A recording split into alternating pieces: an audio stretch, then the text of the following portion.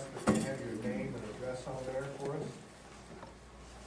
And we want to recognize some accomplished people in our midst, including a student and 2 teachers. And we have an award-winning writer here this evening. And who's going to... We sure do. Local VFW sponsored an essay writing contest, and we're pleased that Jamie Meyer, if you want to stand, Jamie Meyer submitted an essay and was our local winner. She's got a nice little plaque that I'll let her share with you what's on there. She also had a nice little check for a few $100s, which I'm sure she already told me she spent 100 of it, but the others is in the safekeeping by Dad said. Her parents, by the way, are Jim Meyer and Cindy Meyer, and we're just very proud of the effort she put into this essay through the Social Studies Department. So we want to congratulate.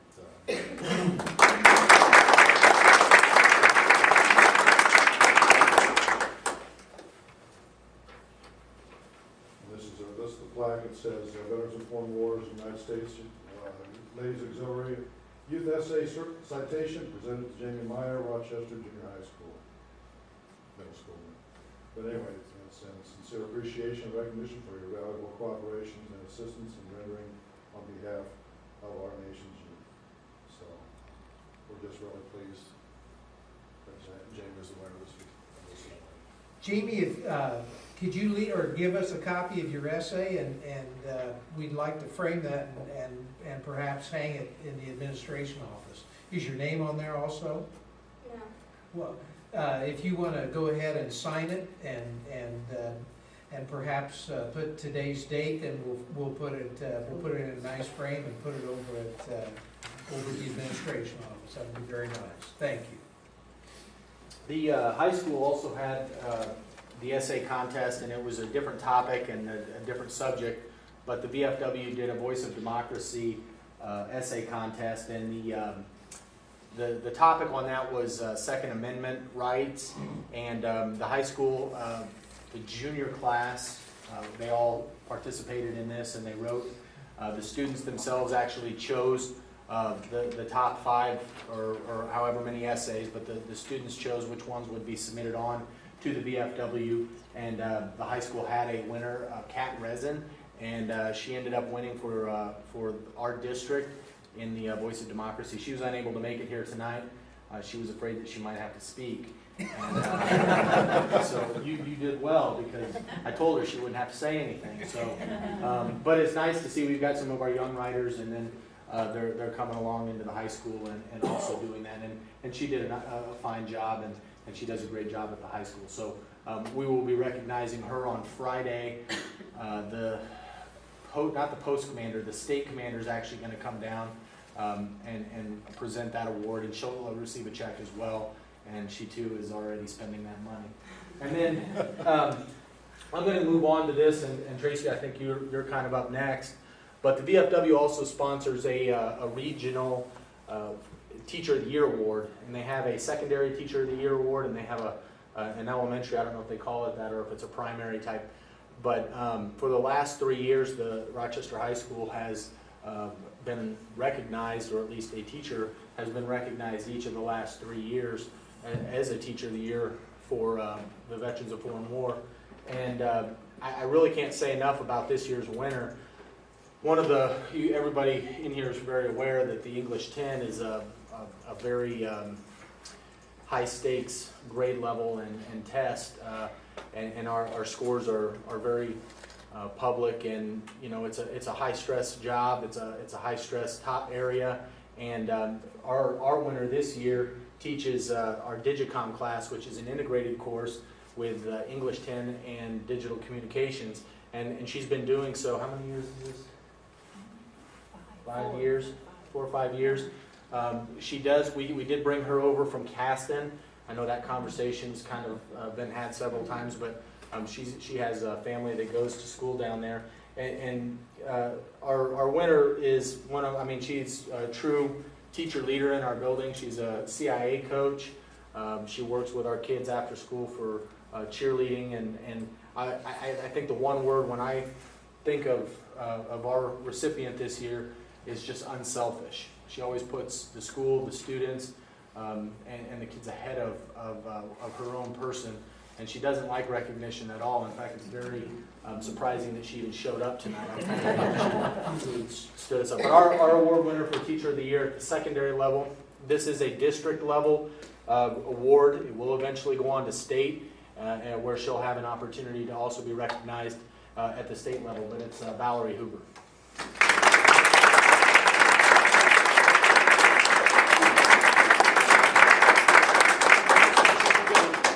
Have to talk, so that's thank you very much. Thanks for coming back. Yeah. Appreciate it. We're very proud of you. Thank you. The local VFW Post 1343 also recognized an elementary teacher, and they made a very good choice, in my opinion. Mr. Goss has been a teacher at Riddle for the past 13 years. His students have consistently shown above average growth as a result of his instruction. Mr. Goss frequently volunteers to help students or the school in any capacity that he can. His leadership qualities, expertise in innovative teaching, and integration of technology into instruction are valued by staff members. The purpose of this letter is to share with you Brian's disposition to model and routinely teach students the skills and values necessary in becoming responsible young adults that contribute to their community and the political process as a whole. Honesty and respect are exemplified by Mr. Goss and his interactions with students, staff, parents, and community members, and instilled in Mr. Goss's students. Students are taught and expected to demonstrate respect for staff, each other, and oneself. Respect is also taught to be directed towards inanimate things or ideas as well. For example, charity, laws, rules, or the democratic process. Mr. Goss graciously gives of himself to help students in any way that he can, and involves his class in many charitable fundraisers throughout the year as well.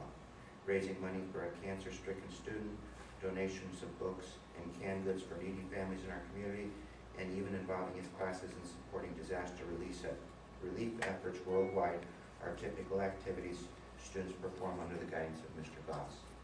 I have had the opportunity to work with many educators in my career, and I can say without hesitation, none have been finer than Mr. Brian Goss.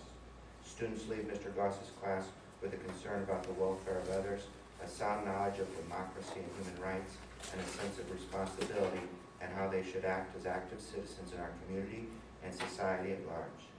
He is very deserving of many accolades and should be recognized as being one of Indiana's finest citizenship educators. And I can say I'm very proud to have the opportunity to work with Mr. Goss every day. And everything that I described in my letter and much more, we were limited in how much we could say. That was the hardest part of writing this thing, because you get rambling, but we were limited and I could have said a lot more, but he's a fine teacher and a fine man, and I'm proud to work with him, so congratulations to Mr. Goss.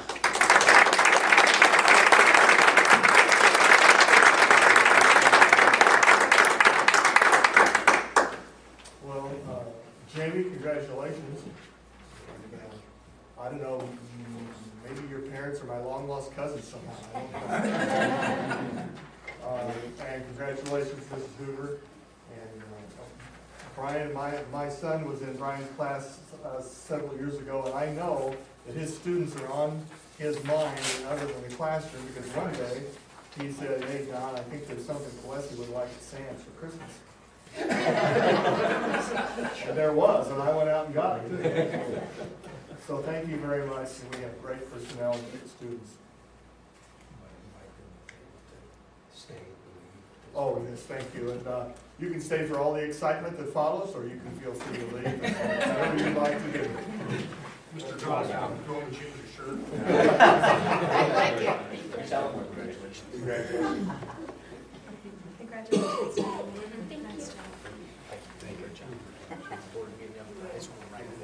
Nice job.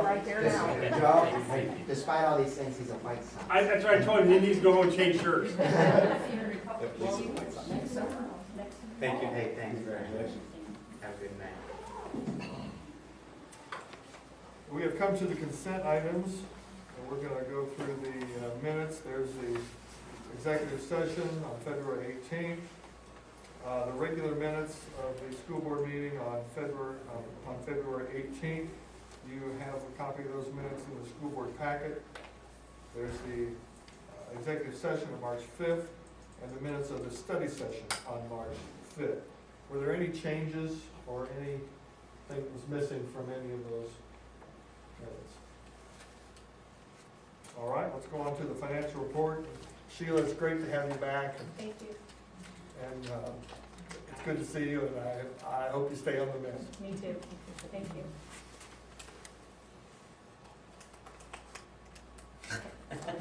Sorry. The fund report.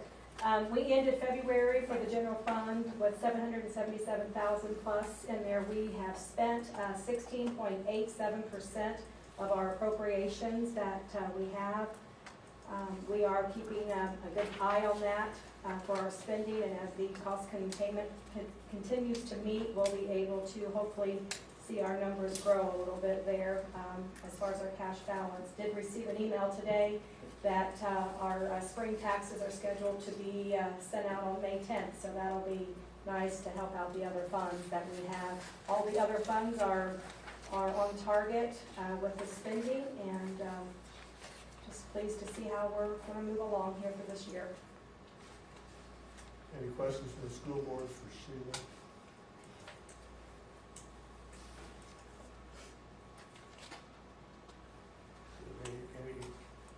Any questions from the audience tonight? Okay, Joe. You talk about percentage of appropriation spent. Any idea of how that compares year to year?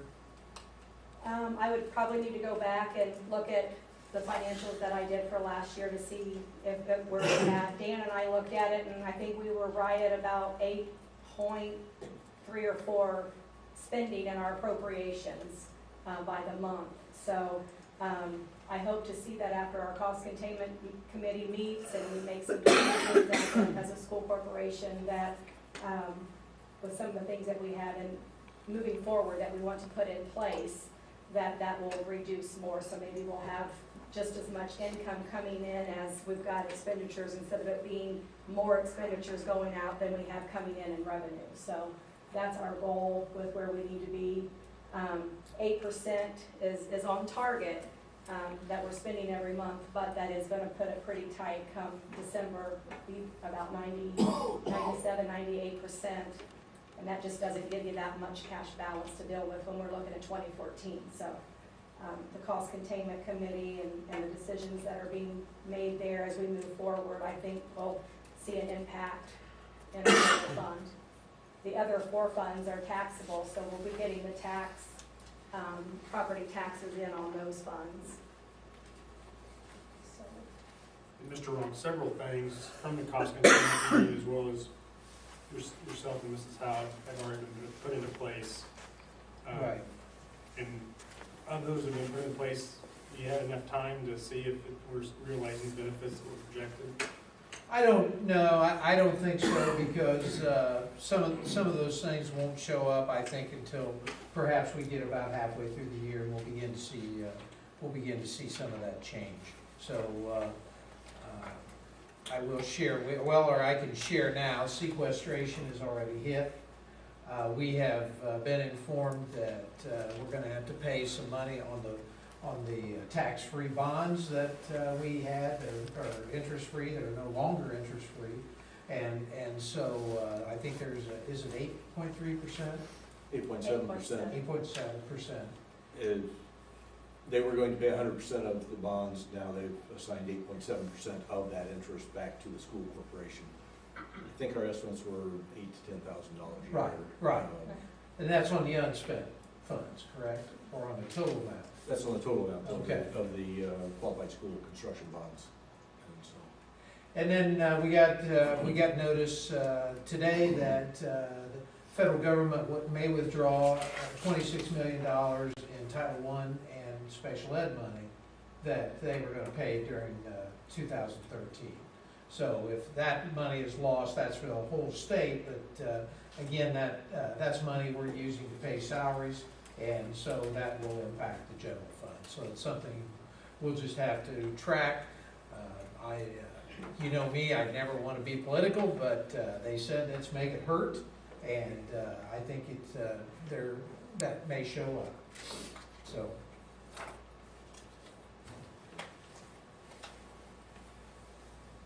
Sheila, do you know when we can expect to see the money come out for the new buses? I have been in contact with the LGF today with Mike Dennison, our rep, because I know we need to do an additional appropriations for that. The buses are $183,000 because we want to move the one bus up to a special ed with wheelchair accessibility. So I have contacted Mike to see how we need to go about doing that to get additional appropriation, because we're only approved for $178,086 for bus replacement, and we're going to need an additional $5,700 plus. So I emailed him today to ask him what the proper protocol was for us to take to be able to do an additional appropriation if it's even allowed. So even though our cash balance allows it, I'm not sure DLGF will allow us to appropriate additional appropriations. But we did have a discussion that money, especially since it's going for a camera system, could be spent out of another fund Yes. if necessary. Correct. But if we can take it out of bus replacement, we'd rather do that. Right. The interest that's, we're now gonna be charged on the Q-Scabs, can that be taken out of debt service, Yes. where we have a cash balance? Yes. So, okay, that Yeah. didn't have to be appropriated, okay. Good, so there is a use for that, cash balance in that service, we just didn't know it. We just didn't know why, but now maybe we do. That'll help. All right. Okay, the financial report goes from claim 2247 for $20 to Amazon.com, all the way through claim 2371 for $50 to Winnemac High School. Is there a motion to approve the consent items, including the financial report? So moved. Is there a second? Thank you. Motion made by Joe, seconded by Jim to approve the consent items. Any discussion? All in favor, raise your right hand. Any opposed? Motion carries 5-0. We have a new item under student and stakeholder focus. I think we caught Mr. Smiley, who's new to our system, a little off guard by having the early meeting, and he is planning early in April to take a group of students to a robotics competition in Terre Haute, and so he got that into Mr. Snyder, who forwarded it to us, and so it is for the 3rd through the 6th of April to go down there to the Zebra Bots 2909 team to go down and compete, and it'll be a good learning situation for them before the Purdue the state competition. And I would recommend that we approve that. Okay.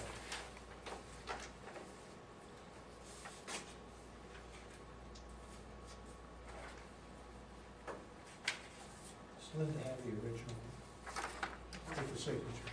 Okay. There are signatures now.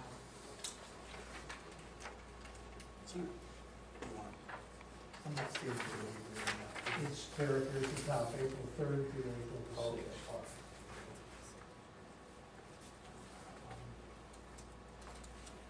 Any questions? Okay, is there a motion to approve it? So moved. Second? Second. Motion made by Joe, second by Tom to approve the overnight, April 3rd to the 6th robotics competition in Terre Haute. All in favor, please raise your right hand. Any opposed? Motion carries 5-0. And we're on to information and analysis, school board redistricting, and I think we have some information to receive, correct? There's the board had asked 2 plans, and I sent out, and I think Mr. Ross forwarded plans A and B. There was a question during the study session about, can we show that there was a handshake, more than a handshake, something documented that Richland Township shall have a seat. I can't show that. Tom makes a good point in the email I sent late this afternoon, that, you know, if you create a seat and it's a Richland Township seat, time after time, it ought to be a Richland Township seat. I don't disagree with that, but I can't say, you know, Richland Township said, we'll give you a school if you give us a seat, which is what I thought the request was for. I can't show that, so I created a third plan, which simply says all the seats are at large throughout the district. That's what in front of you is Plan C. So Plan A is a Richland Township seat, which is at large in Richland Township, and 6 at-large seats through Rochester Township and the portion of Union Township. And then they would be elected 3 and 3 in the second district, and Richland Township would be elected every 4 years on the same cycle it is now. Plan D is simply to change the boundary lines so that they meet the current precinct committee lines and will forevermore meet the current precinct committee lines. District 1 will be precincts 1 and 2, District 2 will be 3 and 4, and everything will be set up essentially the same way as it is. And then District 3 is this new, all 7 seats are at large, and people come from wherever they will. In all instances, every voter in the district votes for everybody came. That's you say Plan C? That's all 3 plans. All voters would vote for all. Right. Yeah. Now, would you go over C again? C says that there is a school corporation district. It has 7 seats in it. Anybody can run from anywhere for anything. No seats are reserved for Richland Township or any other segment. So just fully at large.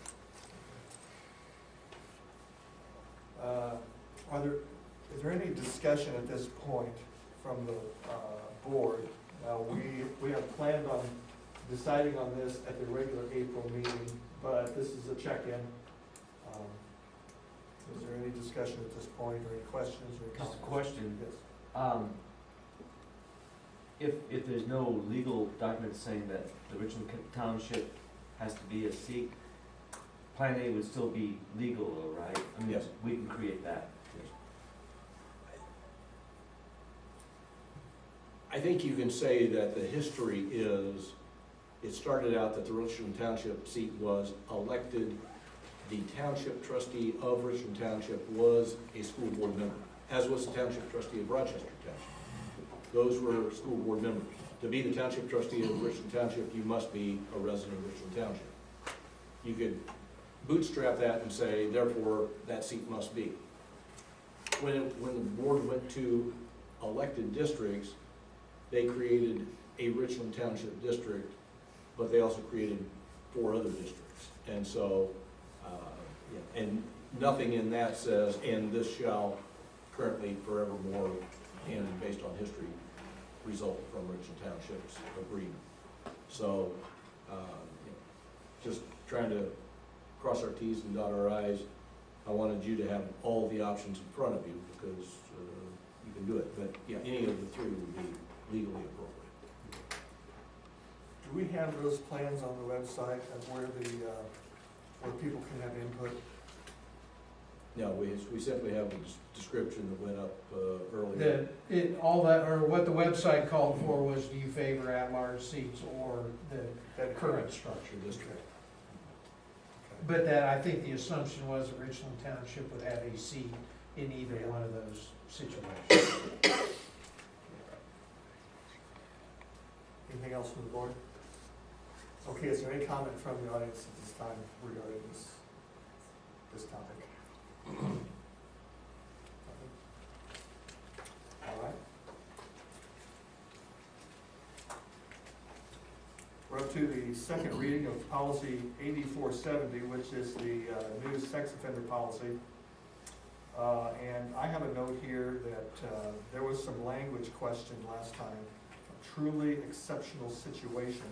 I think board member Poffenbarger brought that up, and that language was going to be looked at for possible revision.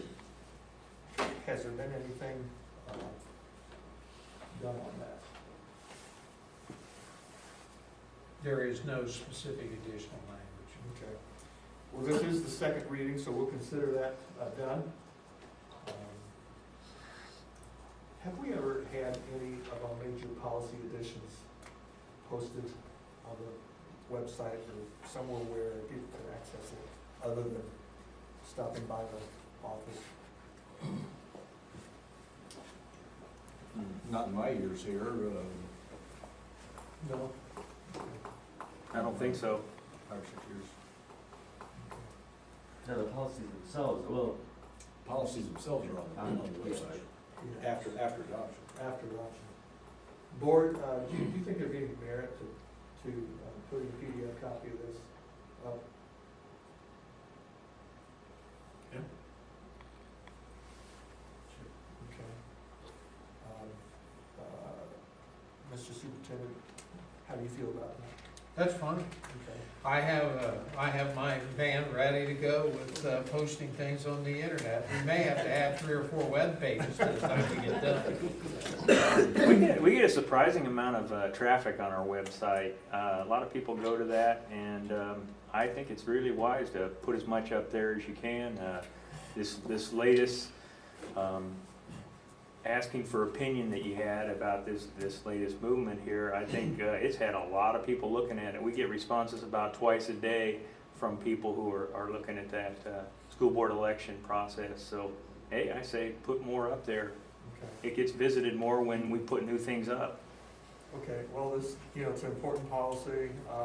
We won't be asking for comment on it, but it's available for people to read easily. Okay. Okay, Mhm. thank you very much.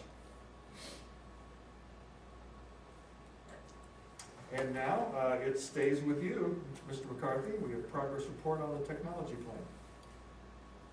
All right. I've got some slides here. I don't think you need to get up. You can probably see that Okay. right over here. I was just getting out from in front of the screen. I'm like, no, and then all of a sudden in front of the screen is Mr. McCarthy. Okay. Now We're grateful for this opportunity to talk to the school board about our technology plan that we've been working on. It isn't very far along right now, but we thought it would be a good idea to let you know how things are going at this point in time. I would like to thank Mr. Bob Poffenbarger. He's not here, but I think he can hear me on the videotape there. He is helping us with our technology plan. He got our staff directed toward a website and a set of resources called Project Red, which is the latest research on technology, and it's been really helpful to us. Mr. Poffenbarger has helped me in the past with a lot of things, and I hope he continues to do that in the future. When we talk about our technology plan at this point, we've always had that goal in the technology department to try to get as many tech tools to our students and teachers as we possibly can. But nowadays, that looks like that would be something that's more closer to a one-to-one situation for our students. And this Project Red will speak to that, and I'll try to summarize that quickly for you. But if we look at our one-to-one in our school corporation, our high school now is a one-to-one school, and our juniors and seniors get to take laptops home. I would say, though, that the machines at the high school are 6 years old now, and they're really starting to show their wear. It's the 2nd and 3rd grade are one-to-one schools, or one-to-one classes, because all of those students have iPads when they go into those classrooms. So we're making some pretty good progress in that regard. A little bit about Project Red. This is a research project that just went on about a year ago. They researched 1,000 schools in the United States, and they asked 2 questions. One question was, if you put technology in a school, does that improve student achievement? And the other one is, will buying technology save you money? And that one seems a little counterintuitive, but you should see the research that they have on that. There's 7 findings that I'm going to try to summarize for you here quickly about what they found out when they looked at these 1,000 schools.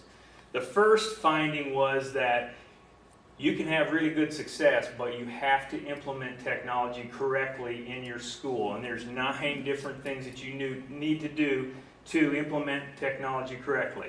If you just go and turn your whole school corporation into one-to-one, you're going to beat some of those other schools who are not one-to-one, but you're really not going to get the high level of success unless you implement that technology correctly.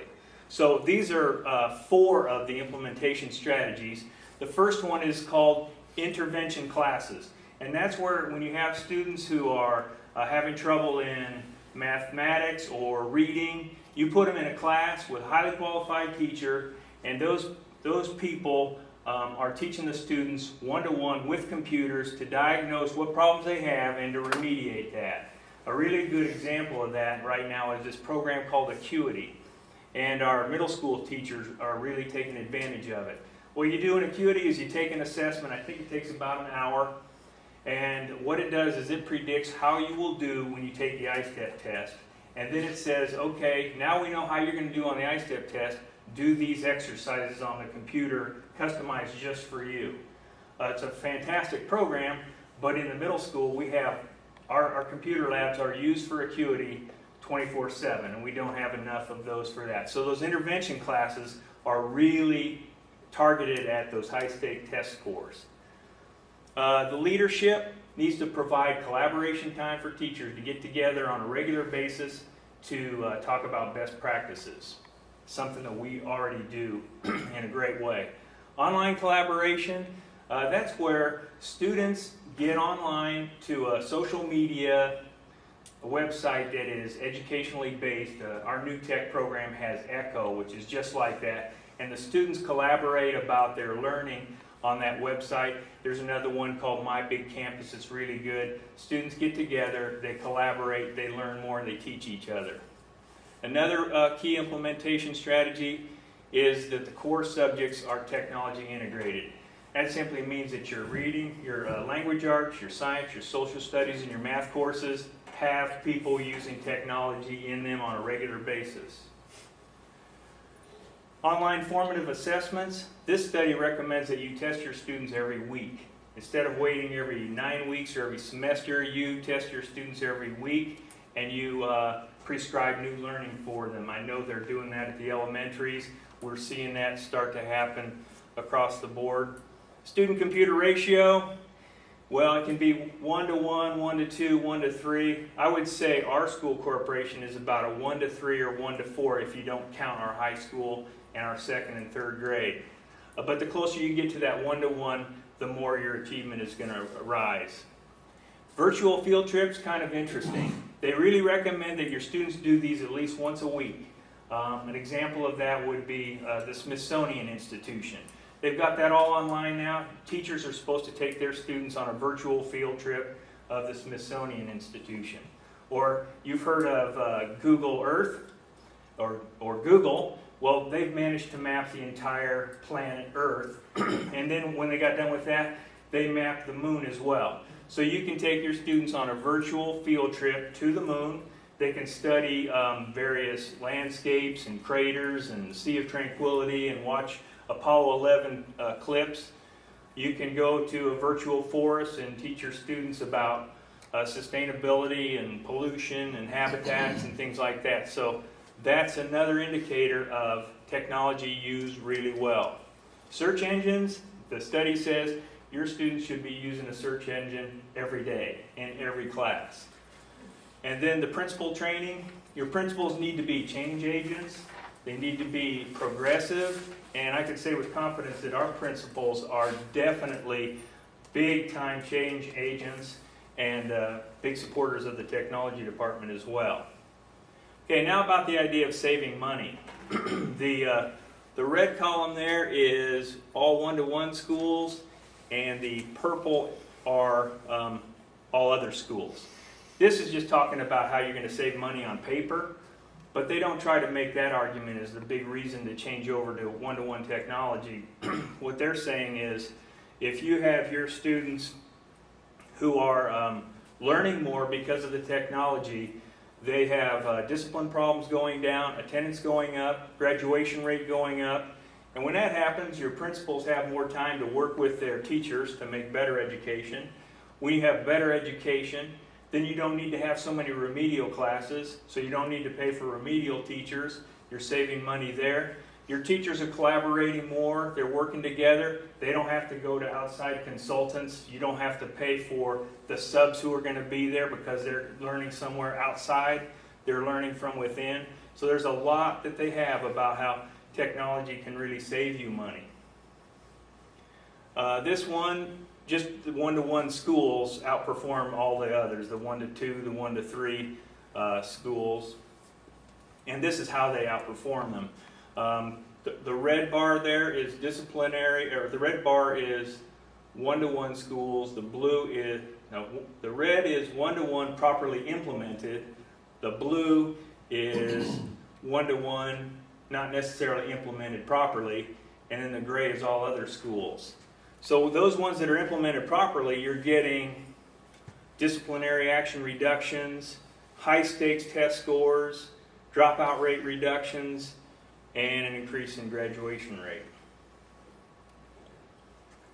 Of course, that school principal's ability to lead is critical.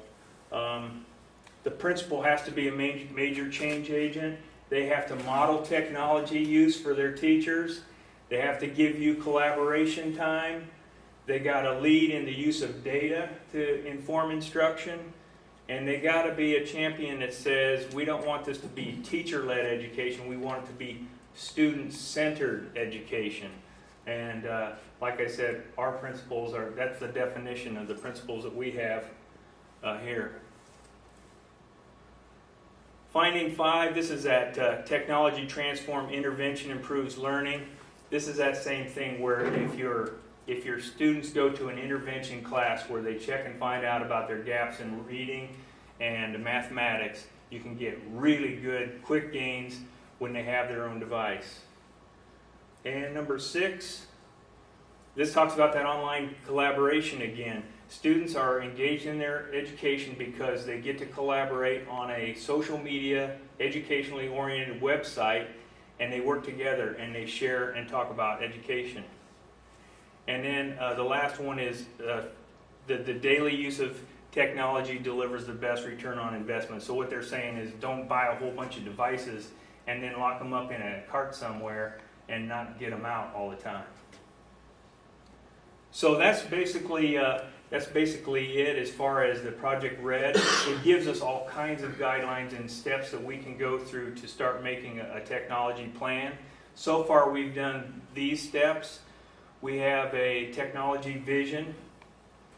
We have a technology committee now that has regular meetings. We had several teachers go to Bluffton Schools, which is a one-to-one school, and that's K through 12. And finally, the plan is just kind of getting started, but we thought we'd let you know how things were going at this point. So if you have any questions or anything, be happy to try to answer those. Well, I should probably know this on the tip of my tongue, but what is our technology vision? I don't think you should know that on the tip of your tongue yet because we just made that a little bit ago, Okay. but that's it. It's kind of long, it's kind of wordy, but I will point out some important things that have to do with our individual school system. Notice the 21st century skills. That's a big thing that makes us unique. Utilizing project-based learning, that's also in our plan, that makes us unique. So this is pretty much customized for our school and what we're trying to do.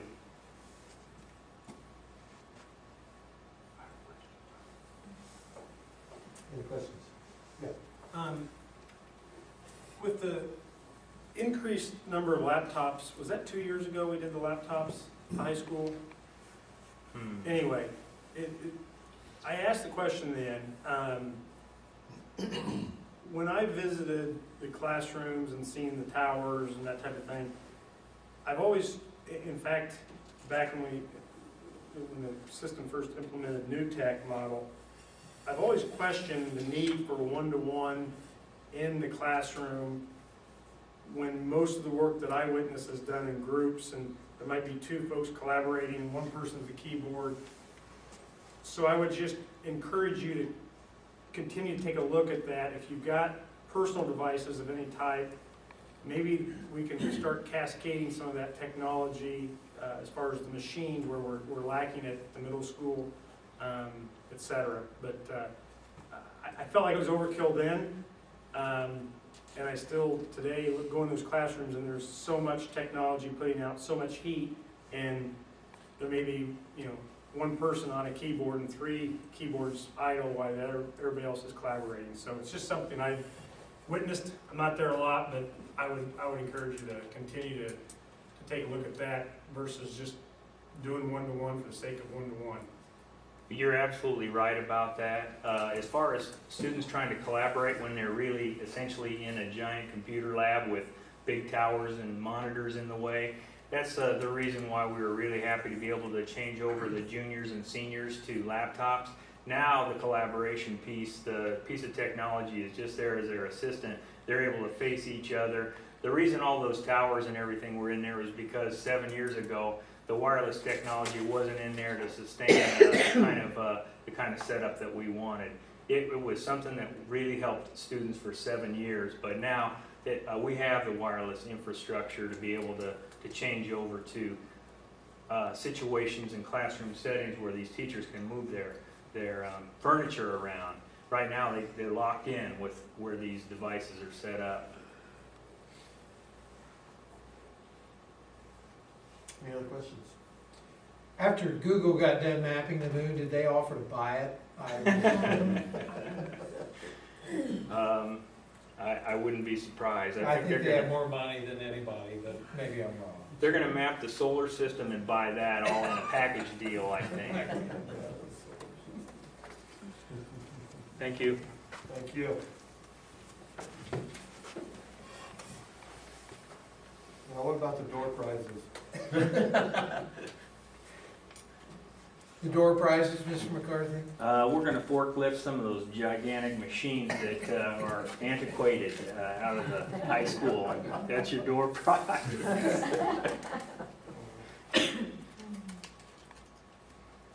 Next is our personnel report. And, Mr. Locke, will go through that. Okay. We have 2 hirings, and that would be as track coaches, Brad Weaver and Ken Hughes. We have 2 resignations, Brandy Armstrong as Columbia Food Service and Val Hoover as cheerleading sponsor. And for the fall intercession at Columbia and Riddle, we have Jenny Keller, Nicole Screeton, Megan Gongwer, Nicole Pearson, Winnie Wilson, and Angie Smith. And the one other item that I need to add to the personnel list that I do not have on there is that the termination of Beth Karras as middle school secretary treasurer. Move to approve the personnel report as presented. Second. Okay, motion's been made to approve the personnel report with the addition of Beth Karras. Made and seconded by Joe and Lisa. Any further comment? All in favor, please raise your right hand. Any opposed? All right, that brings us to other business, and there are several other business items that shouldn't take that long. And we might be out of here by 7:30. You're probably put the pressure on me, aren't you? The insurance committee is meeting.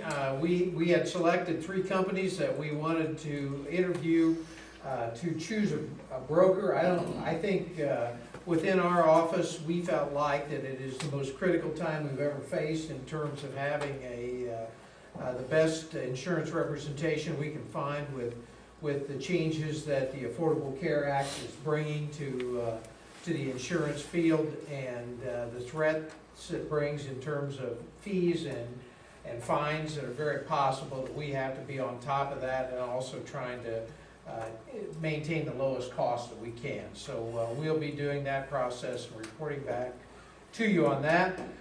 Cost Containment Committee offered a lot of suggestions, a lot of good ideas. With the most recent announcement, we seem to have a moving target in terms of the amount of money that we may need to save, but we were at about $620,000 at last glance, and then we'll have to see if those Title I and special ed cuts move forward. But we are making a lot of progress in that area, and again, we'll have more to report on that later. We got 3 quotes on repairing the track, the rubberized surface is suffering in some places, and so as a result, we selected K&M as the only company that would guarantee their work, and so that work is predicted to be done for June, and the price is going to be about $23,675, which will come out of capital projects and has been budgeted, was previously budgeted for that work, anticipating that it had to happen. Typically, I think, do you remember, Sheila, how long they said it was good for? I think, I wanted to say 10 years, that they see it as a 10-year cycle. I have a question on that. Yes. As I've walked around there, and as I remember some of the repairs, it was, you know, that track surface has been cut into all the way down. Does this include necessary buildup of a subsurface, or is this just the top coat? All three companies said that the base is fine. There's nothing wrong with the base. All the issues are with that top surface. Okay. So, good news. yeah, it is good news, because if to replace the base would cost $150,000, and we certainly hope that we can avoid that forever. So, yes, so they're saying that this will work, and I think it's mainly because of the water leaks and the other issues that we've had, that by redoing the top surface, that the track will be back to where it needs to be. And like I say, it's the only company that guaranteed their work, that it would adhere to the base. Mark McCall is working on a lot of community projects. One thing he talked to me about was this Safe Routes to School, that they would like to, that they're seeking grants to put in more sidewalks for our students to be able to walk safely to school, and we certainly endorse that. Mr. Snyder and I have been working with our vocational cooperative, and especially with Ivy Tech, to look at two new courses that we are very interested in having here locally. One is Certified Nursing Assistant, or referred to as a CNA. We've been sending those students to Logansport. It's a very expensive program for us. It costs us almost $2,500 per student to send there, even with the funding we receive. And this program at Ivy Tech will save us a great deal of money on that, and make it closer and much more inexpensive for the students. The computer numeric controls, the CNC course, is something that we're investigating. A lot of people seem to recognize the need for it. It is a highly demanded position that leads into great jobs and more advanced training. And we have been told by Ivy Tech that the machines we currently have in the high school will work for that. The students will take an online course. I think the biggest issue we have with it is even with Ivy Tech teaching it as an online course, it's going to be expensive. It's projected to be about $3,000 a student. We will receive some significant funding back for each of our students, but still it's going to be a great program.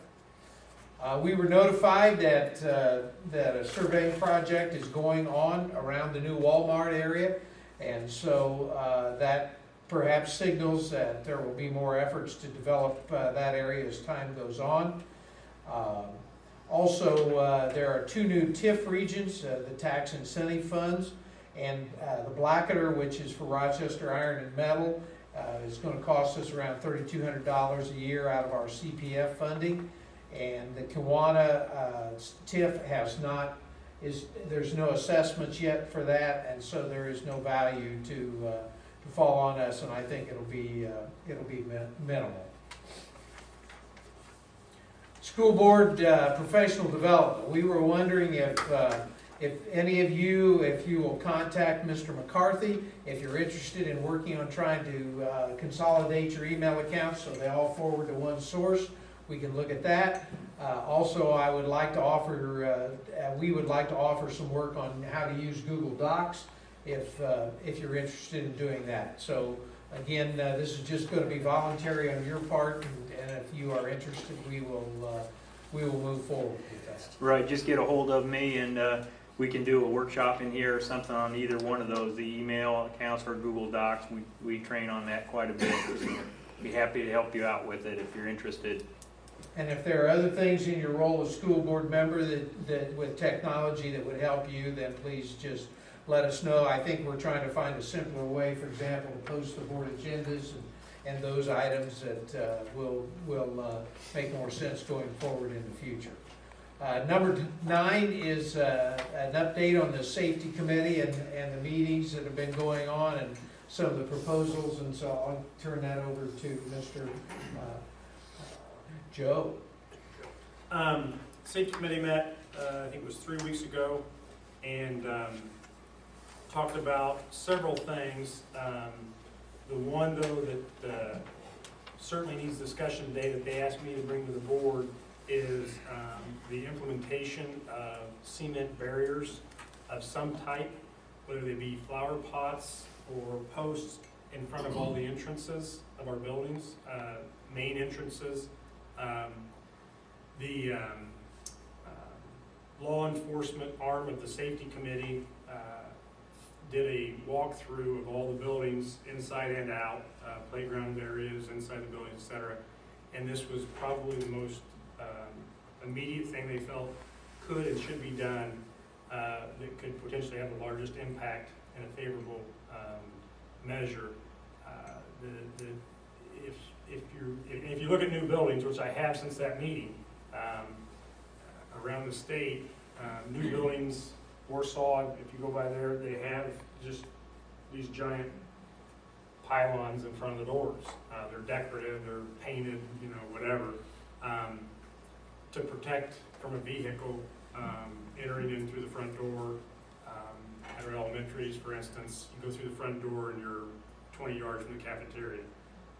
So I would ask the board to consider that and, if possible, take action tonight to allow them to at least start getting quotes that would then be brought back to us or at the discretion of the administrative team to approve. Say anything else, or not say no playgrounds. I mean, you've got all these kids in a car, do a tremendous amount of damage. What can we do to limit that? Well, we talked, like I said, they're talking about a lot of things. Obviously fencing around playgrounds, that's much more expensive. Without going into too much detail, the one advantage you have, if you can call it an advantage, is with the playground, your students are scattered. With the cafeteria, you may have how many students sitting in the cafeteria at the elementary school at one time. So literally, if the car goes in the cafeteria, it's even more. I mean, not that it's a good situation, but they just felt like they could probably get with a contractor or two, and when there's an extra load of cement here or there that's not being used on a job, they could, as long as the forms are set prior, they could get it done and relatively inexpensively. The issue will be cosmetics. They did mention flower pots, but flower pots are getting into more on the expense side. And I'm certainly not an expert on concrete or all that stuff, but it seemed like a pretty reasonable request and something that, as I said, if you look at how buildings are constructed today, public buildings, they all have some type of a barrier. Did they say why that they did not recommend that for the back wide glass entrance, which also goes right next to the cafeteria? Or did they also recommend for there too? I think any major entrance that, Okay. yeah. Any major entrance to any of the buildings? Yeah, I think the starting point was the front entrances, the large entrances. Mr. Martinez helped me out a little bit. Yeah, they were concerned about, I think, basically all of the entrances.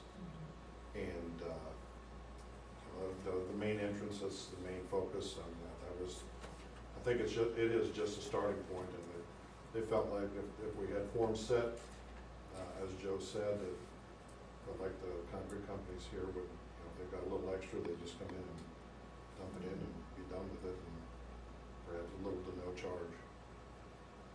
They mentioned also the cafeteria at Columbia, that back area, so. And the principals were a part of this discussion. Mr. Martinez led the committee. Yeah. In Sheila's absence, I kind of led the discussion. Mr. Rose was present for part of the time, and so was Mrs. Vance. And they came through, we had police officers come through the building, so we were part of that discussion as we went through the building, took notes as we went through. And then we all have a representative from our safety committee, from our buildings.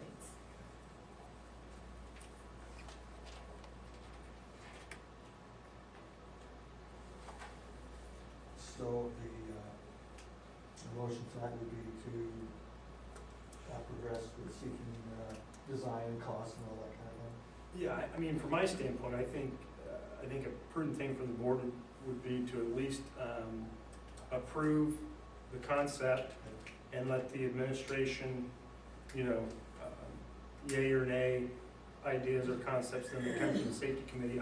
I made, my point to the safety committee in the first meeting was that this board is really looking towards that committee, and they shouldn't feel like everything needs to come in front of us as they progress. The administrative team certainly has latitude.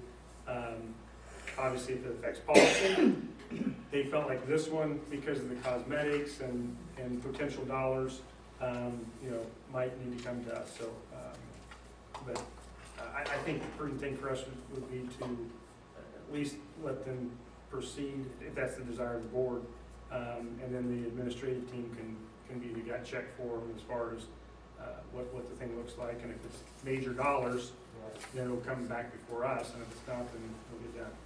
Okay, well, with the motion this evening, let's try not to limit it in any way by verbiage. Let's just approve the idea of barriers at the main entrances. All right, how does that sound? Okay. In the back of Columbia, if we could. By the cafeteria area, the back area of Columbia. Oh, okay, I think that when I said main entrances, I Okay. didn't just mean the front, but let's say all main entrances, whatever side of the building they happen to be on. Okay, thank you though, because that would have been limiting, so thank you. Is there a motion? So moved. Okay, is there a second? I'll second. Okay, motion made by Joe and seconded by Lisa. Linda, would you read what you have ascertained from all that? I just have motion to approve barriers at all main entrances. Is that? Okay.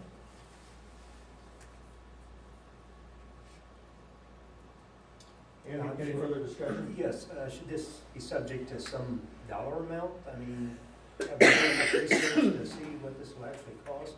Well, the motion didn't show this, but our discussion was that this be the information seeking and design, but the wording of the motion doesn't say that. The motion sounds like we just approved To do it. the installation of it.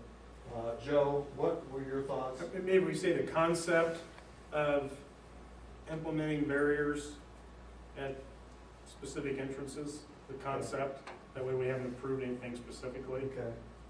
And that was second, was that okay with you? Yes. Okay, all right. Okay, all in favor of the motion, please raise your right hand. Any opposed? I guess I should have asked for further audience input. It's just in the planning stages. Are there further comments from anyone out there? Okay. Any comment on any other thing that Superintendent Bronk briefed us on? Eight items from here or anything under other business? I would just, back on the safety committee, I'd like to thank that group. I think Mr. Martins and Mrs. Vance and I were the only ones that weren't armed at the last meeting, so it's a little intimidating. You felt safe. But I did, Speak for yourself. Some of those people are carrying. Yeah, but I tell you, it is, it's very, I don't know what the right word is, not refreshing, but it makes the heart feel good to leave that meeting and see how much those people care. Certainly, we all know they take their job seriously, but they take their job seriously as it pertains to the safety of our students, which this board has been very consistent on, and I certainly appreciate the work they're doing. And then secondly, I'd just like to thank Mr. Snyder, Mr. Ronk, for the time that was spent this afternoon in giving us the tour of the high school. I have a child at each building except the high school, so I don't feel like I spend as much time there as I should. And it was a very worthwhile afternoon. I know it took a lot of your all's time, but it's great to see the awesome things going on at the high school and the dedication of the staff and the engagement of students. So I just wanted to publicly thank you all for your hard work this afternoon and every day. We would include Mr. McCarthy in that. I'm sorry, Oh, Mr. McCarthy. yeah. I'm sorry. No problem. And Mr. Halt was in for some. And, And just on that note, you guys are welcome to, and always are, to come into the buildings. I'd be more than happy to have an individual time and set some time aside if any of you would like to. I have done that. I think Jim and I have met and talked about some of the things that we do and looked at some specific classes and, with all these additions of, the CNA and CNC and things that we're looking at. Just let us know, and we'll be happy to make more time for that. Well, thank you very much, and we appreciate the time. We also know that when we're taking principal's time, it's very high value time, and so we're hesitant to do that. But thank you very, very much. And this is hour number 4 for the school board today. All right. Anything else under business? We are adjourned. it's done.